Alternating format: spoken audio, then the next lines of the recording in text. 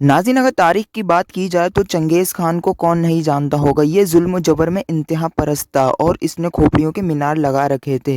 लेकिन क्या आपको पता है कि चंगेज़ खान किस मज़हब को फॉलो करता था और चंगेज़ खान की पैदाइश कब हुई थी और इसको कहाँ दफन किया गया था? तो जानने के लिए पहले हमारे चैनल को सब्सक्राइब कर लीजिए। नाज़िम, चंगेज़ खान जिस मज़हब को फॉलो करता था उसका नाम था टैंगरिज़म। टैंगरिज़म दुनिया के तमाम मज़ाहिब की तरह एक मज़हब है जो कि कदीम ज़माने से मंगोल्स का मज़हब रह चुका है और यही मज़हब चंगेज़ खान का था जिसने आधी दुनिया पर हुक्मरानी की थी।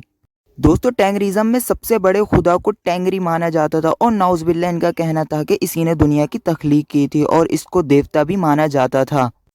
दोस्तों, मंगोलिया का कौमी हीरो और मंगोल कौम का सरबरा और रहनुमा चंगेज़ खान टैंगरी का मानने वाला था और उसी को अपना खुदा और देवता मानता था। यही वजह थी कि उसने अपनी कामयाबी का सेहरा टैंगरी को दिया था। चंगेज़ खान का मानना ये था कि वो अपनी ताकत और बहादुरी की वजह से अजीम नहीं बना, बल्कि टैंगरी की मोहब्बत की वजह से वो एक अजीम लीडर बना।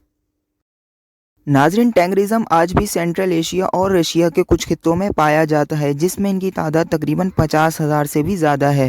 दोस्तों, जिस तरह चंगेज़ खान ने दुनिया में जुल्म और सितम ढाया और खोपड़ियों के मीनार लगा दिए, इसी तरह इसके मकबरे को भी एक राज रखा हुआ है। यही वजह है कि इसे अभी तक फाइंड नहीं किया गया। लेकिन बाद साइंसदानों और मौर्रिखीन का कहना है कि ये बुरखान खालदून की पहाड़ी पर इसका टॉम वाक़ है और यहीं पे चंगेज़ खान की पैदाइश बताई जा रही है।